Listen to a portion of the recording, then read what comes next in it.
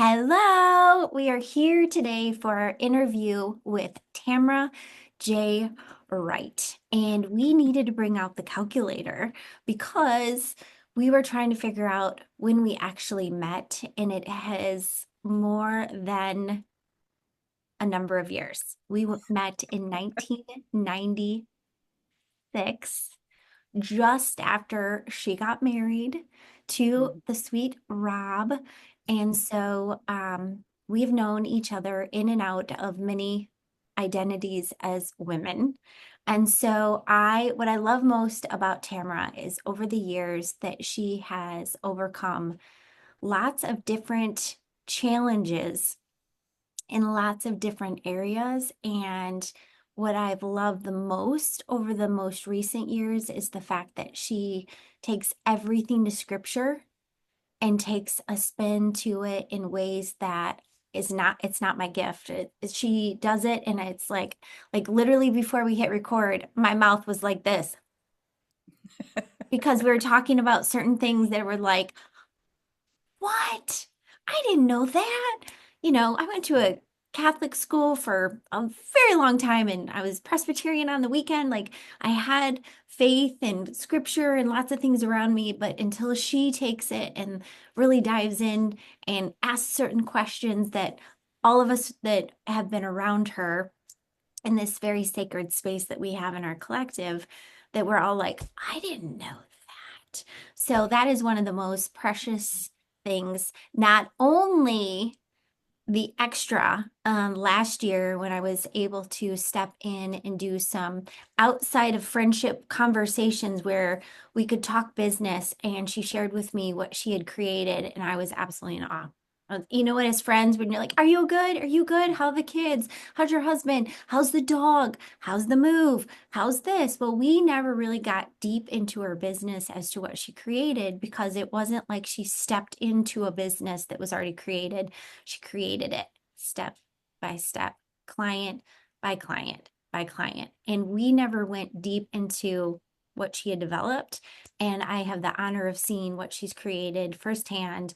And she has multiplied her action in so many ways. And it is such a blessing to watch. So I would love for you to meet Tamara J. Wright.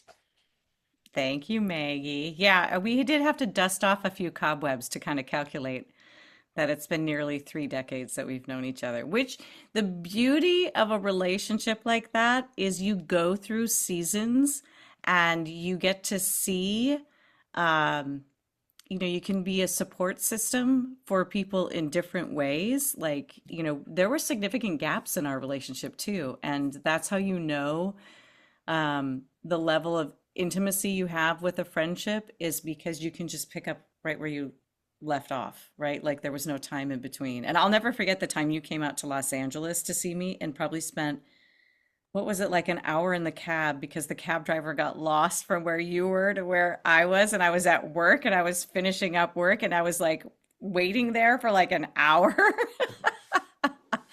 And it was so much fun though, because it was such an adventure for you. And then it was just so much fun I mean, you had two ladies with you. And I mean, it's one of those great stories and what an adventure. And that's how you know the depth of a friendship when somebody's willing to go through that to come and see you. And you So said taxi. Can I just say, some of the people that are taxi, going to yeah, watch not this Uber, later, they're going to be like, what? not Lyft.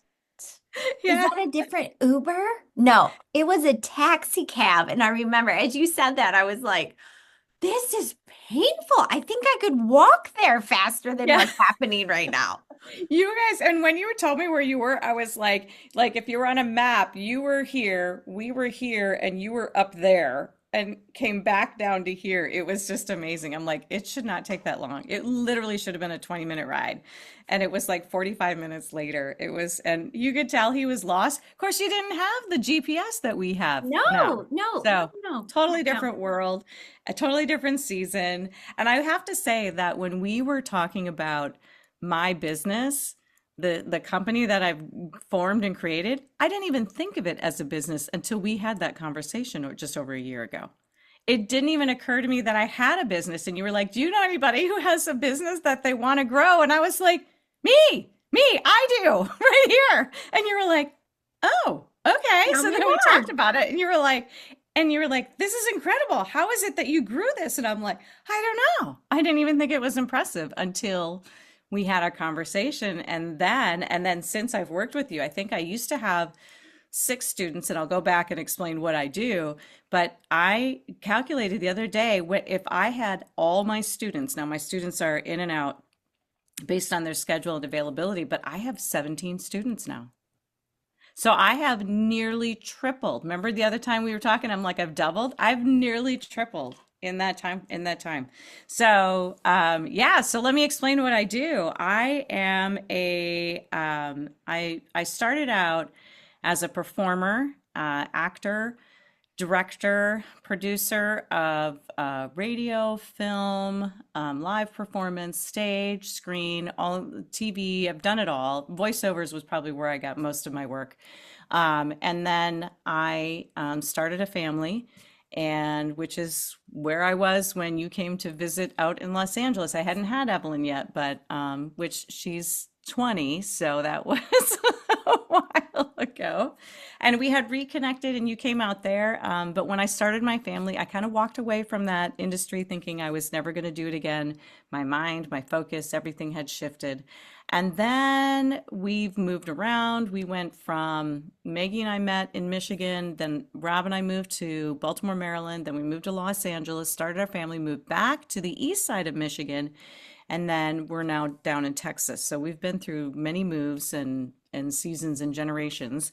And my kids here in Texas, my oldest got back into performance. And actually, how I got back into it is one of the a member of our church had said, "Oh, you've done theater. Oh, you have a degree in theater. Oh, well, we could use some help with our drama ministry." And I did a narration for him, and everybody was like, "Who is this person? Like, clearly you have experience." And from there, he asked me to do other things. And then just by asking me to do other things, then my kids got involved. And then a friend of my son had an older sister, and the mom was saying, "Yeah, we just can't seem to find a voice teacher who is able to um, really able to help her out." And I was like, "Oh, I'm a singer. I'll help her out." And so she's like, "Well, what do you want to get paid?" And I was like, "Oh, what are you paying your person now?" So I created a total. And to me, it sounded like going from a full-time stay-at-home mom, it was like, oh, just extra spending cash. This is fun. And then it was like from there, I got another referral, and there I got another referral. And all my referrals came through word of mouth on Facebook groups.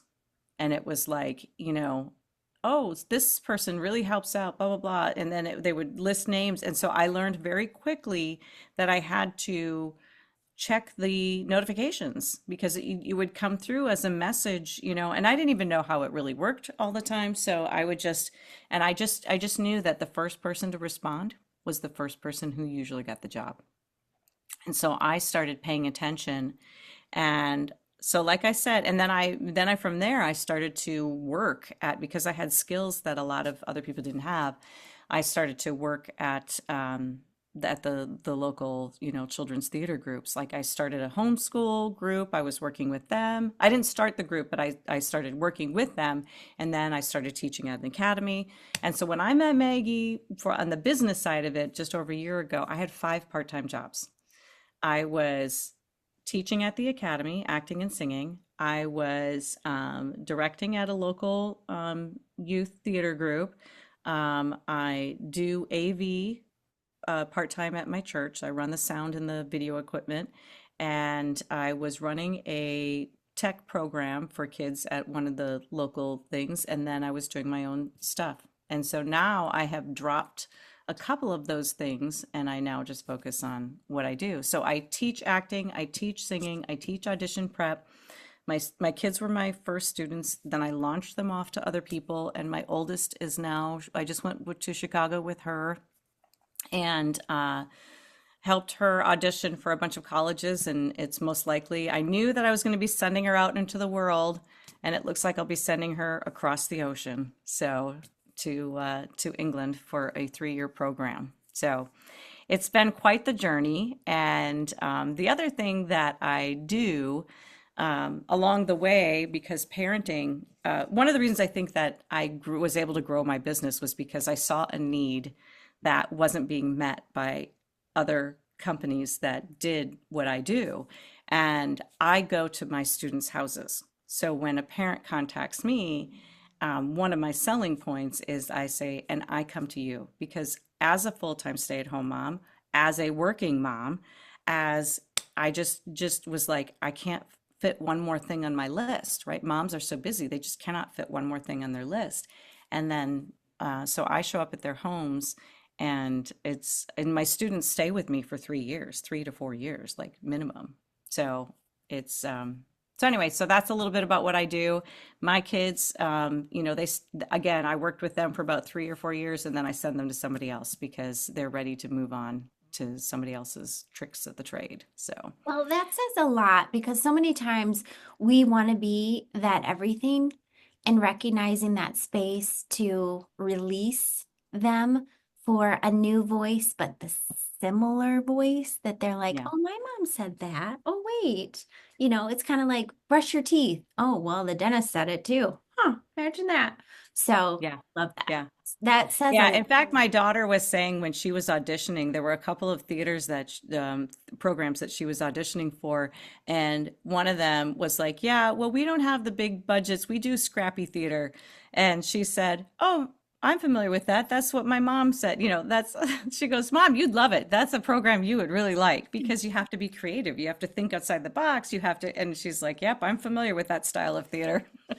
Yeah, And I was just like, "Yep, creating yep." something from nothing.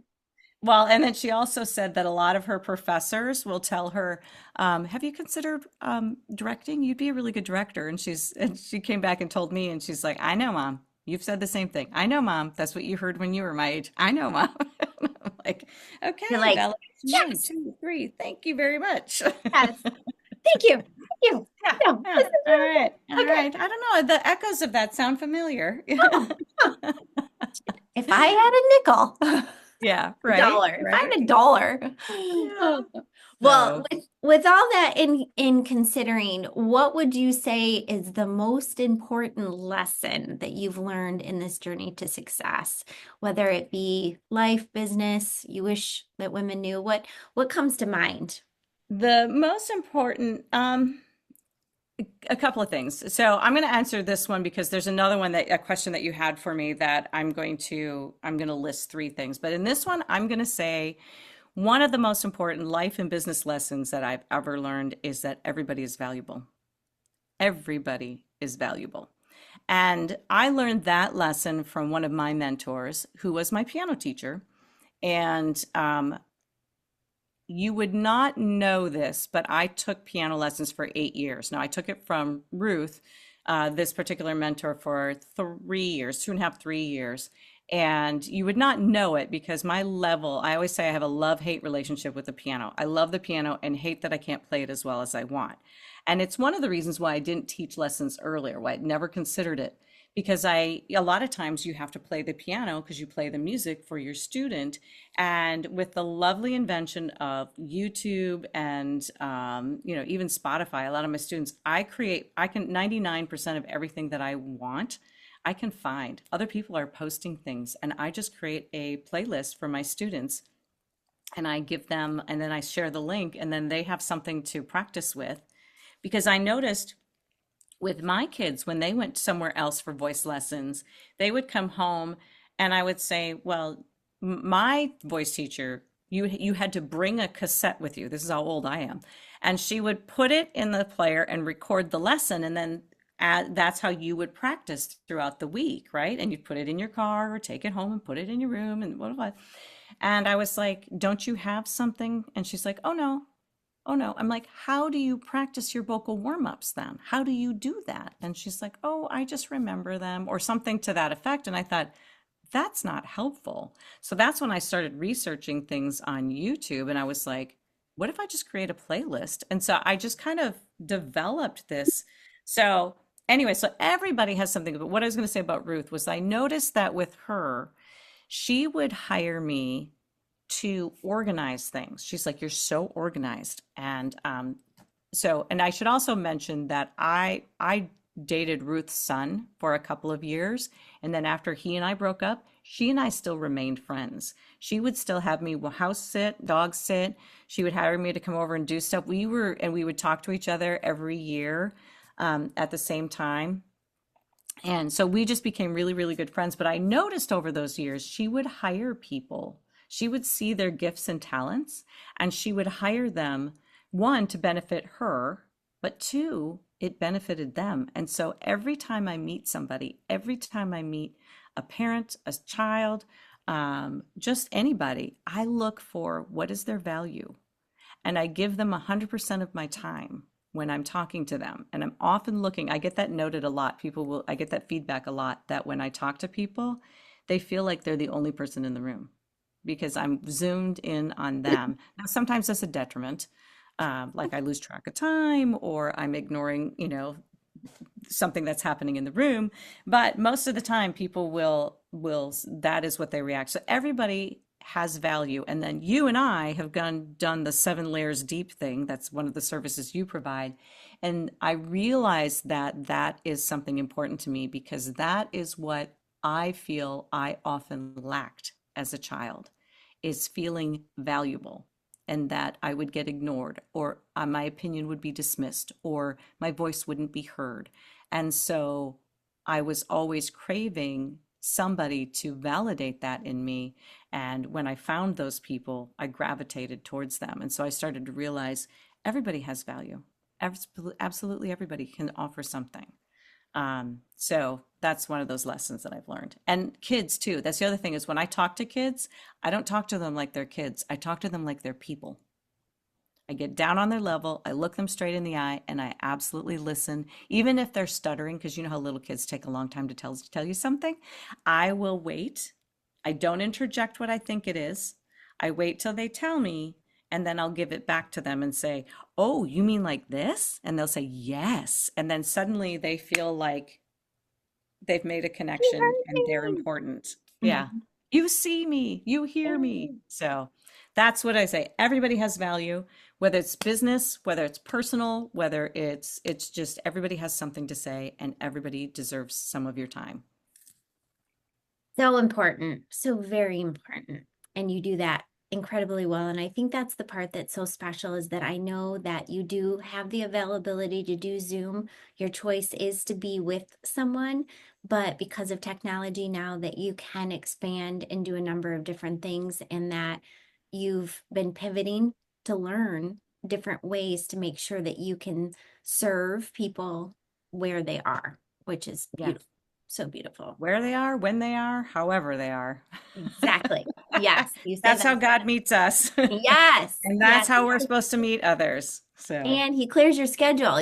Can we take a he little does. sideline to that? Because I love that how you explain how things work. There's a lot of times, sure. There's a lot of times where like a student will cancel. And instead of going, that upsets me. Yeah, and getting upset, I'm like, oh, something's coming. And usually, I'll just give you a prime example. So I have tomorrow is my second daughter's birthday, and she's turning 17. And I didn't bother canceling students because I was like, well, if they happen, they happen. And sure enough, today my husband says I'm taking time off tomorrow because I need a break from work, and also I can get everything ready for Audrey's birthday. And I was like, great, fantastic. And I said, I think I just have a couple of lessons. And I got a message this morning that said, hey, I'm going to be meeting with my dad. I won't have a lesson this week. And I'm like, okay, great, thanks. And I was like, I knew it. He was going to clear my schedule every time. Every time something comes into play that is bigger, better, or uh, fits better, or is something that I didn't know I would need. Like, for example, if one of my kids gets sick, I have a lesson that cancels and then I have to bring them to the doctor. There's almost always something. And so I've learned to just ride the wave. My schedule is in God's hands. And so I never worry about things canceling or overbooking or he always clears it out for me. So, It's such a peaceful way of looking at a change. yes. And I will also say I'm working on turning over my finances too. I haven't quite. I'm learning how to. Yeah, just Okay. trying. But Yeah. I will say that I have a personal trainer who's a Messianic Jew, meaning he was raised Jewish and he became Christian. And he said that was one of the toughest ones for him. But he said once he turned over his finances, and I'm not sure what it looks like, but for him, he doesn't send bills. He says, this is what it costs to train with me. And then everybody just pays him. And he goes, every once in a while, I look at the bank account and make sure that there's money in there. But he says, I don't worry about it. And I've never had to worry about it since. And I'm like, that one just, I'm working on it. I'm working on it. I'm You're working on it. creating strong systems so that you're yeah, I'm yeah, I'm working on it. I'm yeah. getting there. I will get there. And So, the but difference too that is that sense of peace to me is just like I yearn for that kind of peace. So, I'll get there. And he does. He does have lots of passive income. He does. I mean, he has all these systems in place that I'm just like I'm in awe of. But when you turn it over to God, it definitely it's always for the better. So, so tell us, how do you maintain focus, clarity on your vision, especially when you're faced with challenges or self-doubt? um let's see. How do I focus? I made some notes. Oh, yeah. Okay. So to go with along with that, I remember whose I am. I remember that I am a child of God. Like my faith is really strong. It hasn't always been. Like you talk about the scripture. So I often will balance things with scripture. Like I will look for scripture that has meaning, or when somebody quotes me scripture, then I will go research it and find it, because a lot of times people will do what's called cherry picking. They pick a scripture that fits their moment, but I go back and read the whole context of it because it takes on a different meaning. But I will say that often before I moved here to Texas, I had an opportunity. My pastor had asked me she was going to be on a mission trip for 3 weeks and needed people to fill in for her preaching. And she had asked, I was one of the persons that she had asked. And I said, oh, no, absolutely not. No way I could do that. And for the next several days, God kept putting this particular scripture, which is Psalm 19, verse 14, which is, may the words of my mouth and the meditations of my heart be pleasing to you, O Lord, my rock and my redeemer, which has become my life mantra. If I'm going to say it, then it's going to have to be grounded in scripture, or it has to be something because whatever comes out of your mouth is what you've been meditating on, right? It's what's in your heart. And so that he kept dropping that scripture. I mean, everywhere I went, like, oh, the scripture of the day is from something I was listening to, oh, look, here's a calendar. I need a new calendar. Because, we used to buy calendars and put them on the wall. And I it was still a do. calendar. I still I know, do. me So too. I just can't so give you up that know. habit. So I was like looking for a calendar and I picked it up and it was like, scripture had a scripture every month. And the first one I saw was Psalm 19, verse 14. I'm like, so after like the fourth or fifth time of that appearing, I was like, okay, God, I hear you. You want me to preach on this. I got it. So I called up my pastor and I said, hey, you know how I said I couldn't? Well, I can. She goes, I knew you would. She's like, God told me you would. I was like, oh man. But she had to allow me to get that, to come to that conclusion on my own. And so I did. I ended up preaching on that scripture from a parenting perspective, and that has become a theme over time. Of I always God wooed me back into a relationship with him through each one of my children. And so parenting has been the key for me understanding God's love for us.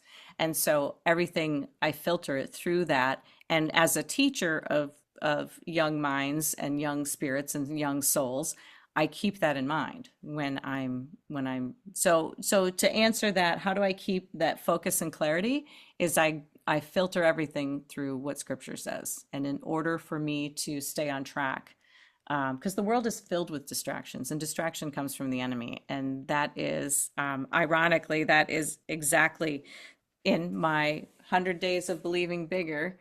That was kind of my message from today. It was called, it's day 84, simply beautiful. And it's like self-doubt is contaminated by distraction, right? Like it comes, that's the enemy uses that to make you doubt who you are, how valuable you are, and what you have to offer. So you just get distracted. And so to stay focused, that's how I run everything through scripture. So anyway, that's our message. That's God's love letter to us. So that's Well, how I I think balance that things that out. already answers, unless there's more in the fact of daily habits, practices that have been key in your personal growth and goals. I think that's Yeah, part of well, it, I but will say, because I, as much as I didn't fully become a Christian and understand it until I was 41 and had my third child. So that just gives you, like, even though I was raised a Christian, I always believed in God, but I didn't really understand Jesus, right? Like that was like, why is this person dying on a cross have anything to do with me? And it wasn't until I had kids that I started doing Bible study and digging in. And my reason for that is because as an actor, right, the text, the script is super important. And so when I started going, before I dismiss anything in the Bible, I'm going to read it. And once I started reading it, then I started going, oh, these are real people that really existed. Because when we hear Bible stories, we think just that it's a story. But the reality is, we all have a story. And if we were to tell our story and write it down, that becomes our story, history, like his story, right? And so then I started going, okay, so these are real people that really existed. And I think when my oldest was 4 is when we started going back to church. So that just gives you, because when she said it was Christmas time and we have a tree skirt that Rob's grandmother made for us and it has the nativity scene on it, and she's like, hey, who's the lady with the baby? And I was like, ooh, yeah, you should know what Christmas is really about. And so that's when our started, we should probably go to church. And then we, got her baptized. She had been baptized when she was 1 and Audrey was 1. But I was like, we really need to kind of teach them a little bit more. So that's when I started digging in. And when I started to dig into that, there was this group called Walk to Emmaus. So it's like if you're a believer and you're a Christian, then you do this weekend retreat. It's almost like a retreat, but it's kind of like getting to know Jesus. Like it's Mhm. like it's not for the Christianity 101, it's Christianity 201. And part of when you go through this weekend, then when you come home, you have what's called an Emmaus reunion group. And at the reunion group, every week you meet with these ladies or males, men meet with men, women meet with women, and you go through your week. When did you, what are you reading? Are you journaling? And it's like a checklist that you go through. And journaling has always been a struggle for me, which I think you were saying too. This is the first one that you've ever completed. Me too. And I got it from Maggie. And I was like, and it's so beautifully put together because it's 100 days, 10 days of a different theme. It walks you through this journey where it's like this cycle of life. So she's just absolutely brilliant. And then it comes with a scripture, right? And then a theme, a story around it, and then a question that makes you think, and then it ends with a prayer. And it's like it met every single one of those needs. So I was like, okay, well, I'm going to do this book. It's only when you start doing it, you know, for the second 100, third 100, that you start going, there's a pattern here. Not only and that's one of my gifts is recognizing patterns.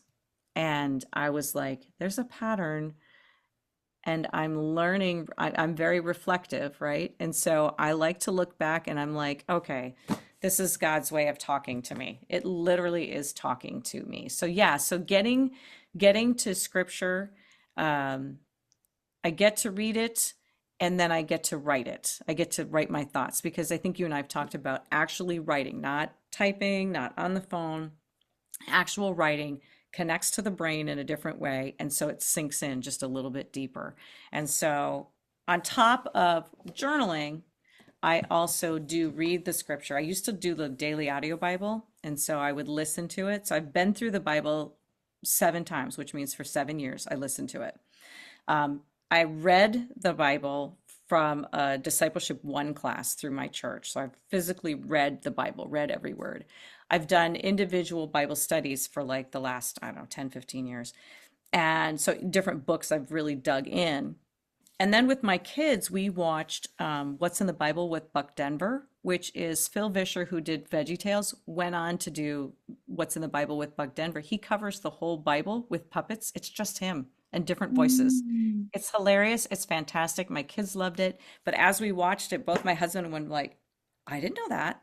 I didn't know that. Yeah. So learning through the eyes of your children. I think our children are the secret to what saves us all in many, many ways. They have saved me on so many levels. And so, I just got the so chills I'm when you not said just that. reading, I'm not just journaling snippets of scripture. I'm actually reading them in context. And I think that's the key. So beautiful. I think you're right. And I literally had chills all over my body when you said that. Yeah.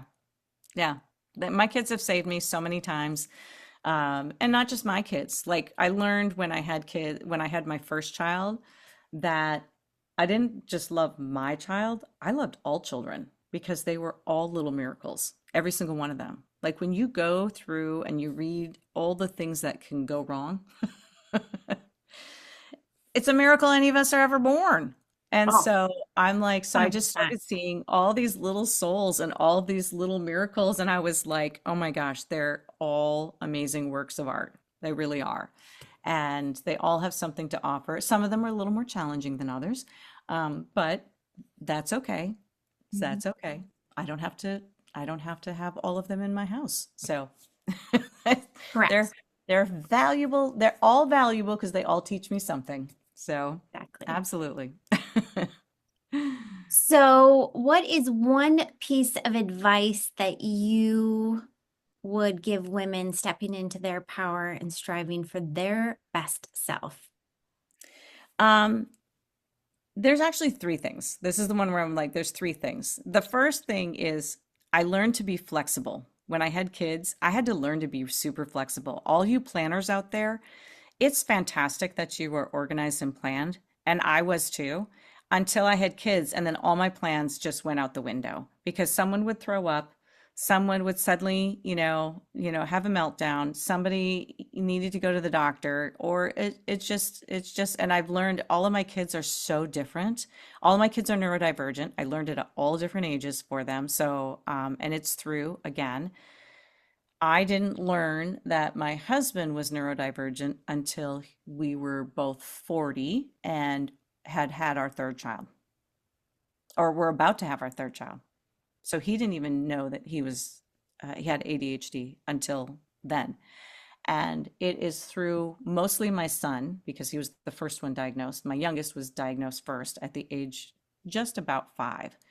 And it was through him that I started learning about my husband and what he went through and all the Mhm. things, the coping skills that he had to learn because he was untreated until then, and some of the challenges and the struggles and the hurdles that we faced. There was always this thing that we couldn't name that was always interrupting our communication or our progress, and if you know ADHD, you know how every plan you possibly could have gets thrown out the window with that as well. I mean, it's just like no project ever gets finished, and you can never really figure out why. And then when you start learning why, it's like, oh, I have so much more compassion now for my husband and the challenges that he faced, that we faced, really. But it's really him. It's his struggle, but my frustration. And so I had to learn to hold back on my frustration while he worked through his struggle. And that's the partnership. So that's the first thing, is I had to learn to be flexible, because when you are flexible, you find peace. You don't have to control everything. You can pivot in a moment. The other thing I learned, because I wasn't the expert on a lot of things, I had to learn to ask for help. And I call it adding team members. I need more people on my team. And pardon me if you can hear my dog in the background. His job is to let me know every squirrel that is going past, every butterfly There up you the go. street that has, rooter tootered. That's what we always say. Their hearing is so good. Or if my neighbor has decided to enter their vehicle across the street, and we have a neighbor that's going out of town, and so they're going in and out of their house in the car, and he's letting me know every single time. I want to get one of those doormats that says, "Don't bother ringing. We already know you're here." And it has a picture of your dog. That's what I want. That's really Because cute. that's exactly what it is. You don't need to let me know. I already know. I already know you're here. And I could probably tell you what you're here for based on the bark. If you're dropping off a package, I know that because he's really about to chew the door off. So, anyway, so I had to learn to add team members, particularly because I was not an expert with ADHD with my kids. And so I had to learn to start. And when Robert was my youngest, his name is Robert. My husband's Rob. My youngest is Robert. Yes, it's the same name. So they have, it's three and four. Um, but I had to start, I hired a mommy's helper, I guess you would call her. And I would hire her first to babysit so that I could bring my other child to dance class. And then it got to the point where I was like, okay, I'm going to hire you to bring the child to dance class while I stay home and, nurse the younger one. Right. So then I started shifting how I did things, but I just started asking for help and I started building team members and experts at what they do. My kids are homeschooled now, but when they were in elementary, they would be public schooled, and I called the teachers part of my team. And so we would email and exchange how to help. I would say, how do you talk to my, what words do you use? What's your vocabulary for um, techniques that you use on my kids? Because I know you say things a certain way, so I want to use the same word you use so that I'm reinforcing it at home. What is that word? And she's like, oh, we're having trouble getting centered as opposed to having a meltdown, right? So, Mhm. okay, so are we having trouble getting centered? Let's find it. Let's go to the centering table because they would have a centering table for them. So I just started incorporating their vocabulary. So that's the other thing is build your team, get people on your team that are experts, go to, counselors, therapists, doctors, whoever, they are on your team. They can be on your team. Friends, are on your team. Coaches, they're on your team. And then the third thing that I would say is boundaries. Learn to set boundaries, even with the ones you love. And I will say that I had to learn, and you're going to have to set them over and over again with the same the more they know you, the closer they are to your inner circle, the more you're going to have to repeat that boundary. And so one of the things that I learned, even you and I have talked about, it's like when I have to get stuff done, I actually have to leave the house. My kids are old enough now, they can be at home by themselves. I actually have to leave the house. Otherwise, the dog barks, the kids, even if there's a door and I'm like, don't bother me, knock, knock, knock, Mom, I just have a question. I just have a question. Okay, your question is, so I go other places. And it also works with spouses because I started to realize that I was the go-to person for absolutely everything with my children. Um, and so I actually had a therapist who recommended, she goes, so leave the house. And I was like, what do you mean? And she's like, he'll figure it out. Your kids will not starve. He'll figure out how to feed them. They won't sit in dirty diapers. He'll figure out how to change them. They won't have dirty clothes. He'll figure out how to wash them. So I started leaving. I call it going on strike. I started to not be home at dinner time. I started volunteering. This is before I had a job, and I started volunteering. And I just wasn't available 2 or 3 nights a week. Lo and behold, my husband stepped up. He was capable. He was able. He was willing. I just had to not be around. So then when I started teaching lessons, one of the reasons I go to people's houses was because the ride in the car without kids in it meant I could sing whatever I wanted to, listen to whatever I wanted to. I didn't have, so that was my me time. And so I would drive to somebody else's house. I didn't have to clean my house. I didn't have a dog when I first started, but now I don't have to worry about dog hair. So I started to set boundaries with my own family. I had to set boundaries with my with siblings, with my parents, with because time is my most valuable commodity, time and attention. And I found that with my family, when they get together, my husband was the one that pointed this out. He goes, they make plans and then they change them all the time. And then he goes, we're trying to work around them. And I finally started saying, here's what I'm, because I would always have napping children. And so they would plan things when we would have napping children. And then my husband would stay at home with the napping children. And then we'd go to see a movie or something. And he would go, I never get to spend time with them. So finally, I started saying, this is what works for us. That doesn't work for us. Go and have a good time. Oh, you want to see the kids? You're going to have to schedule when they're awake. Or, oh, you want to see me? You're going to have to schedule it when it works for me. And I had to keep establishing that boundary. And not just with my family, with my in-laws too.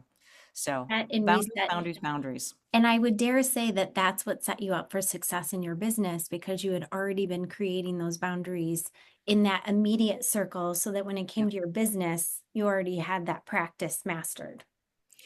Yes and no. You were the one that helped me figure out with like the texting back and forth. Like I said, a lot of stuff came through Messenger, and I knew that if I didn't respond right away, and then as I got busier, I found it harder to respond. And you're like, you're just sending the same things over and over again. Would it be easier if you set up an appointment with them to have a discussion? And I was like, because it always comes down to whether they're willing to take me on as the teacher is money and time. And it's hard to convey some of that value over a text message. And so you called it the text message tap dance. And sure enough, that is exactly what it was. So now it's like I send them, I have this pre-done response and I send it to them, boom. And I look and I now have a spreadsheet and I send them a form and, all this stuff. And it's just a process. And I would say 90% of 90% of the so it's an appointment phone call, and I talk to them, it's 15 minutes is what the phone call is supposed to be. It almost always is 30 minutes, and I'm fine with that. The first 20 minutes is them telling me how much their kid loves to sing, and I just sit and listen to them, and I let them, and I hear them. And then I start making notes of what is it, what are their goals, what are their plans, because I'm very goal oriented. And the first thing I do when I meet with them is I say, what are your goals? And I already know the answer because I've already had this in-depth conversation with the parent, but it gives the kid a chance to voice it. I want better parts. I want to sing louder. I want to sing stronger. And then I lay out the plan of how long this is going to take, because a lot of times people are like, oh, 6 lessons, that's all we will need. And I'm like, yeah, 6 months is a good start. And that's weekly lessons. So 6 times 4 is 24. That's 24 lessons, and they're thinking 6. So value, return, I plot it out, and I'm like, the faster you get there will be how fast you work at this, how many times you practice. So I established that from the start. But how do you convey that value through a text message? You don't. You have to do it good old-fashioned phone call. I So it's love, just can I just stop right there? amazing. Can I stop right there for you to recognize that space in which I remember, and you were like, I was running into an appointment and I was back and forth and I didn't want the conversation to die and then it was gonna die. And I'm like, well, the tap dance is happening. And like, you're exhausted. Like you're It sweaty, was. exhausted Yeah. because you're like, as you sit there and you're waiting as the little, like, as the little, what is that tech thing The that says little typing? And you're like, dots. Yeah. and I'm like, do you feel that energy? And you're like, yeah. And I'm like, it's exhausting. And you're like, yeah. I'm like, stop the madness right here. There is a better way. What? Get Yes, out. yes. But the Yeah. best part of that whole thing, But it is a boundary. It is a the boundary. I'm not available right now, but here's when I will be available. and it's service that they can expect that you will be the exact same the whole way through because they are a priority, yet you are obligated somewhere else. And so you created a system. But the most beautiful thing of that whole situation was that you were coachable and you were willing Yeah. to step back and say, this worked, and Yeah. now there's a better way Yeah. that will give you your time and their time, because then they're Yes. like, wow, I actually had a conversation with someone, and they can still choose that it's not right for them right now or whatever. But that's what business, I don't care how amazing our technology was and will be. Hmm. conversation, communication, being seen, which on the phone, you're still being seen because you're being heard. Hmm. Never Yeah, goes out. and I find on the phone is a better option than Zoom. I have had some Zoom calls too, It's particularly if it's a student that is neurodivergent. Because of my family, I have a skill that not every teacher has, and so a lot of times they'll do a one-on-one because they want a little more information. They need to convey a little bit more, and so but yeah, just getting that, it's a personal touch that a lot of people don't have. so helpful. Yeah, that Hmm. makes a big difference. And Yeah. last but not least, what would you say, how do you balance ambition, rest, ensuring to stay aligned with your values and avoiding burnout? One of the things that I think that I do, because I'm so, you had us take the test, and one of the things it said is that I'm an arranger, right? Like I need to put it on my list in order for, I'm a list master. And my list really is my calendar because time. If I can't dedicate the time to it, I'm not going to prioritize. I'm not going to do my best at it. So I need to schedule the time. So I put everything, including me time, I have to put it in my calendar. I put it in Prioritization is what I'm hearing. Is that what it is? yeah. Yeah, I believe that it is. I will put, from 10 a.m. to 10:15 tomorrow, I'm going to pay bills. I'm going to pay this bill, or I'm going to make a phone call, or I'm going to, everything goes on there.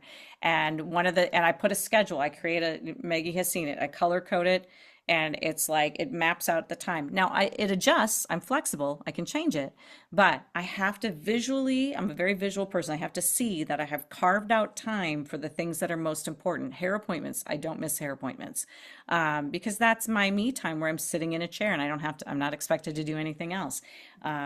If it's just as simple as prayer time, it's on my list. I make sure that I carve it out. I do all of that. All the me stuff has to come. My prayer, my journal, all of that goes, 6 a.m. 6 a.m. to 7 a.m. And then from 7 to 8, where I'm still struggling with is getting balanced meals because meal prep is always a huge thing. So I got to work with Stacy on that, which is another person that I'm sure you'll do an interview with. So Yes, for yeah, sure.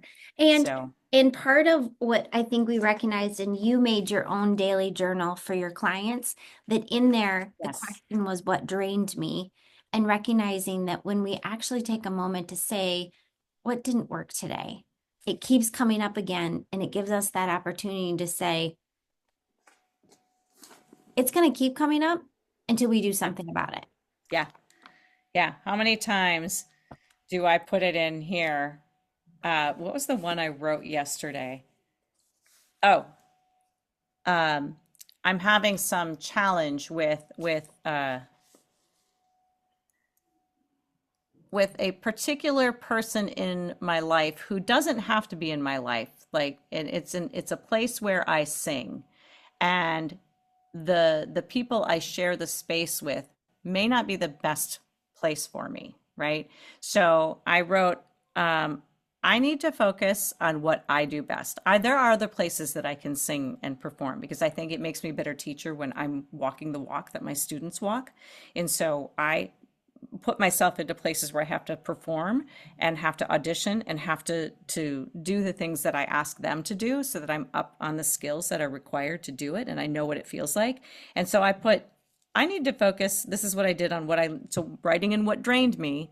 Then I wrote in what I learned today. I need to focus on what I do well and not obsess about where I struggle because the person that I'm currently working with is really shaking my confidence as a performer because I'm being asked to change and modify absolutely everything about my style and how I perform and how I do it and blah, blah, blah, blah, blah. And I'm like, this is not the only place I can perform. I can perform somewhere else. And so by consistently paying attention to what that journaling is, um, it helps me to reflect. And I think I even said to you, I need to practice what I preach. I need to do what I tell my students to do. And that journal is one of them. And one of the things I add at the bottom of my journal is, are you getting enough sleep? Are you getting proper hydration? Are you getting proper nutrition? Are you getting, so that's where I'm like, oh, it's weighing on me that I'm not getting the proper nutrition that I need. But I'm reminded of every day, and I will get to it. So I will get to it. And It will happen. yep, yep, it's beautiful. And that is a perfect way to end today. One is rec recognizing that the type of teacher that you are is because you choose to lead by example. You choose to recognize that in which you're asking someone to do, Hmm. someone's, Hmm. and then you take it and look in reflection of yourself, which is so beautiful because that example is is precious because I know that the students and the moms and the dads, the parents in general, feel it because you're not making an impact just in their voice or what the instrument, like the instrument of the situation, meaning it was a theater audition or, whatever that was. It's the Yeah. ripple effect that goes into everything that they do. Yeah, because I also get, you made me think about it. I get a lot of parents that reach out to me for feedback on all kinds of things. Like I have one particular student who is neurodivergent, who I mentioned that one of the reasons we have a dog is because it helps my children have something that they can emotionally invest in that's safe for them, because that's one of the things that ADHD kids struggle with is that emotional component. And they then got a dog as a result. And so the whole process, she was messaging me for advice and input and all this stuff. I just got a call last night from somebody saying, hey, there's going to be a film production in the Starcatchers group, which is all the usually there's some sort of an impairment with, a child with in the wheelchair or a child with a developmental delay of some sort. And and this particular parent has two children in that program, and she wanted to see if I was the one that was teaching it, because she Mm. wanted to have my kids, her kids be on my in my production. And she's like, oh, I'm so sorry to hear that you're not the one doing it. And so then we chatted for a little bit, and it's like I think my listening and feedback skills are such a valuable and service that I provide, not just to the students, but to the parents. And so I get a lot of parents reaching out to me for, hey, I'm struggling with this. What would you recommend? And so it's like my coaching has and services have they're expanding into this other area. And I think because a lot of them know that I'm a Christian and I have the scripture base too, it's grounded in in solid advice. Like my feedback isn't just about me. It's about, where's it going to lead them spiritually. So anyway, so my listening skills, I think I mentioned to you that I'm a trained Stephen minister, which is lay people of the church. So I'm not a pastor, but I support the pastors because I am trained in 60 hours of listening skills, which is what counselors have. Now, I'm not a counselor, but I can listen like a counselor. And I often will say, sounds like you need to be referred to this type of counselor. Or we come along people who are going through a struggle, a situation that they just need somebody to act like the hands and feet of Jesus for them. And so I listen to them. So that's part of my skill set. And then I'm also trained as a grief support group, and I'm trained in survivors of domestic violence. So I've helped a lot of women who are they've come out of it, but then they need to know how to kind of find that community, and how to, and it's a Christian based program as well. So I have a lot of different Multifaceted. skills. So how do people find you? Well, they can find me as my studio is Upwardly Vocal. I'm on Facebook as Upwardly Vocal, Instagram, I think Upwardly Vocal, and I have, let's see, I think that's it. I think I have a TikTok that's Upwardly Vocal as well. So that's where they can find me. Or they could find me through you. Right. Well, I'll make sure that when we post this, that there are all the avenues to reach out to you so that because you drive to people and you're in Texas, yet you do also have the capability of virtual. Yep. And, there's lots of different ways to share that Yep. skill. I've done acting lessons and singing lessons online across the country. So that is a possibility as well. And then the next journey that you're adding to your business, what is the name of that? Which one? Stronger than a mother? Oh, no, no, mentor like a mother. Mentor like a mother. Sorry, mentor Yes, like a yes. mother. I'm branching into I'm going to start a podcast or YouTube channel, probably both, and mentor like a mother because it's like some of the advices I've learned and I've been through all the seasons and I think moms are a great resource. Mhm. And coaches, you don't even have to be a mom because you can mentor like a mother and not be have your own children. It's just that passion, that drive, and that focus. So yeah, mentor like a mother. And because I'm also going to be writing, I have 3 books that I'm going to write. Yes. The first one's called Child, the second one's called Children, and I haven't decided on the third one yet. So, but it's about my faith journey, but also it's about how my children have saved me, and then how my children being my studio, how that has saved me. And then the third one is going to be about my spouse, and he knows it. I told him, I'm like, you're book 3, and he's like, I got to gear up for this. So that's why it's the third book and That's not the good. second book. Love it. So good. So good. Well, thank you, my love. Thank you for your Thank precious you. time.